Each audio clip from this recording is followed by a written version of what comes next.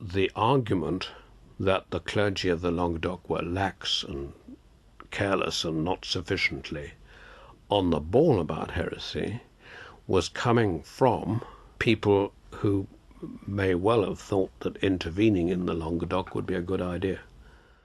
R.I. Moore suspects charges of heretics running amok in Languedoc were simply a move to justify military action against the South. It wasn't just a real estate war either, says Moore. The northern nobles saw Languedoc as backward and in need of a strong overlord.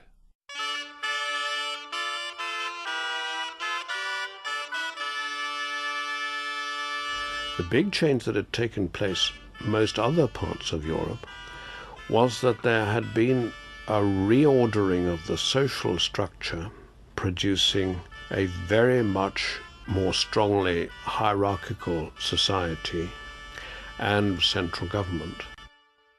The kings of France and England and the papacy are pioneers in what R.I. Moore calls Europe's first revolution.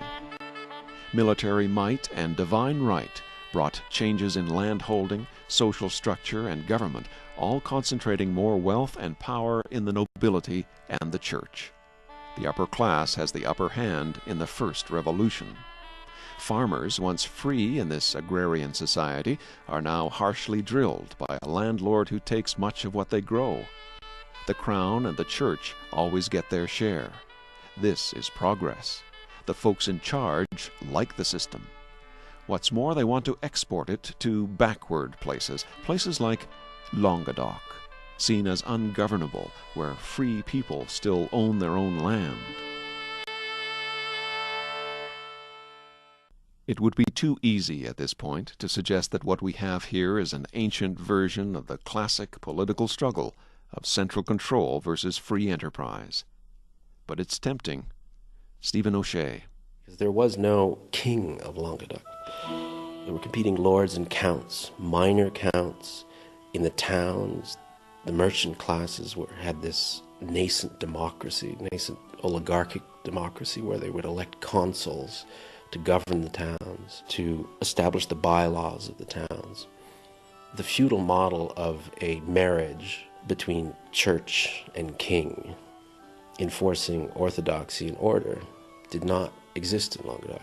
The centralized monarchies that would eventually prevail in England and in France simply did not exist in Languedoc. Languedoc was a patchwork of principalities because of inheritance law. There were co-lords, there were 35 co-lords of Mirepoix.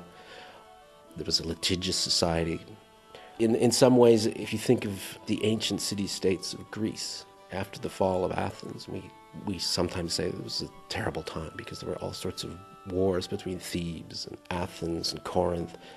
But that also gave us Plato and Aristotle. And it was actually a sign of cultural dynamism.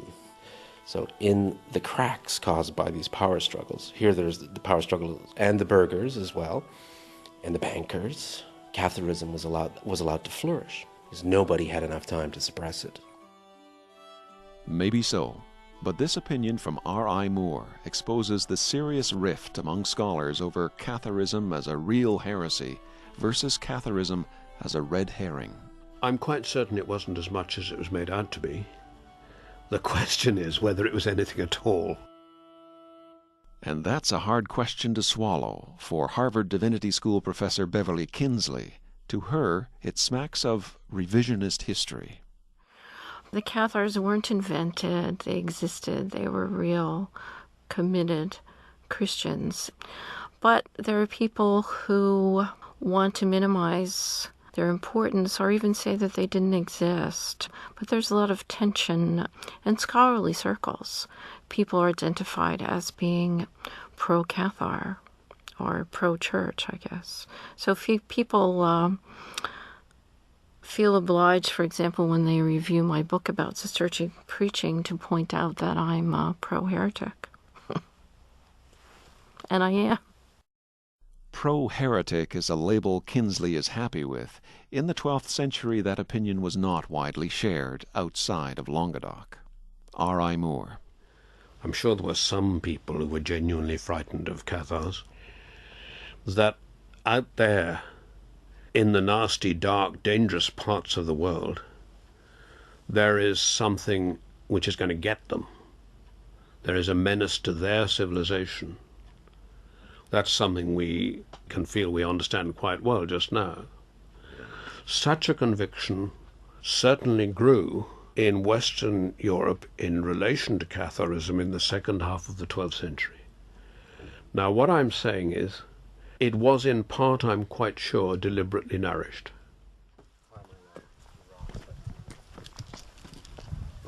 It should be okay in a few minutes because the French will all be going to lunch. Stephen O'Shea and I are descending a stone path into a spectacular river gorge 30 kilometers north of Carcassonne. De Montfort, from Ile-de-France, Simon de Montfort, was made Lord of Carcassonne and Béziers. This is 1209. Simon de Montfort is in Carcassonne. He's there for the winter. The rest of the Crusaders have gone home to France, glad that they've saved their souls by killing 20,000 people in Béziers. And he's been more or less given a writ by the Pope saying, subdue Languedoc, dispossess the lords, and at the same time crush the Cathar heresy. And it turns out that Simon de Montfort was supremely gifted in that kind of operation. He was a brilliant military commander. So, at the beginning of 1210, there was a town in the lowlands near Carcassonne which refused to recognize his authority. Most people refused to recognize his authority. So he attacked it. It was poorly defended. He took the defenders, instead of killing them, he had them blinded, had their noses cut off their lips and ears, except for one man who was left with one eye, because he was to guide these mutilated people about 30 kilometers north to a town called Cabaret, which was a center of troubadour and Cathar culture. These men arrived at the walls of Cabaret, and it was a calling card from Simon de Montfort saying, the crusade season of 1210 has now begun. Everyone in Languedoc thought, but where is Simon going to strike next? In June of 1210, he arrived here. Here is the ancient citadel town of Minerve, famous for its wine and its history. Minerve was the site where the first great bonfire of heretics took place. The village of Minerve is built on a V-shaped cliff, 100, 200 meters down, a sheer drop. And we just left by the old entrance to the village and come down to the river gorges. As you can see, it's very arid here. There's just this white limestone on both sides of us. Minerve was the capital of this region because it was the most impregnable location because of its natural defenses on two sides. There are river gorges, and on the land side there was once a gigantic castle. It looks to be someplace that you would not attack. And of course it was Simon de Montfort's genius, evil genius you could say, to strike one of the safest places in Languedoc. So in June 1210, his armies arrived here, occupied the heights on the cliffs opposite Minerve, and began setting up catapults because there was no way you could storm the town. So the people of Minerve thought they were safe because if you have 20,000 men on a cliff with no water or very little water, they're not going to last for very long. So the army set up 3 catapults which began hurling their payloads across the abyss into the town, smashing the fortifications, smashing the houses. But the people of Minerve were unconcerned because they thought that they would outlast the Crusaders in the punishing summer sun. So they found that the catapults were not doing the job properly enough. So de Montfort, at great expense, built a catapult the likes of which had never been seen in Languedoc, an enormous thing which was immediately dubbed Malvoisine, which means bad neighbor. And the people of Minerve, one day in late June, saw this enormous thing rolled to the side of a cliff, and then it started hurling an enormous payload. Not into the town, though. To this spot where we're standing, right below the town. Now, why would you throw several hundred kilograms of rock and stone here? Well, if you look up here, you see a ruined passageway that comes down from the ramparts of Minerve. This was a fortified staircase that allowed the people of Minerve to walk down to the bottom of the river gorge and fetch their water over there from that well. So de Montfort realized, we destroy this fortified staircase. If anybody wants to come down for water, we'll pick them off with crossbows. The town will die or surrender. So Malvoisin started doing its dirty job. The people of Minerve were terrified, realizing they were up against a beast of medieval technology. Desperate times, desperate measures. The people of Minerve decided that they would try to destroy Malvoisin.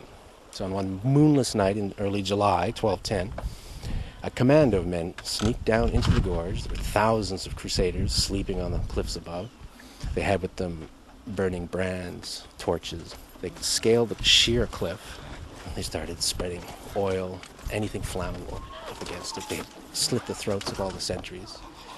They were about to light the flame when an alarm was raised. It turned out, a very strange moment of history, that one of the sentries was in the bushes relieving himself. Because of that necessity, his throat was not slit. They didn't find him. The alarm was raised, and Malvoisin was saved at the last second. And it continued its work for the next week or so, and finally,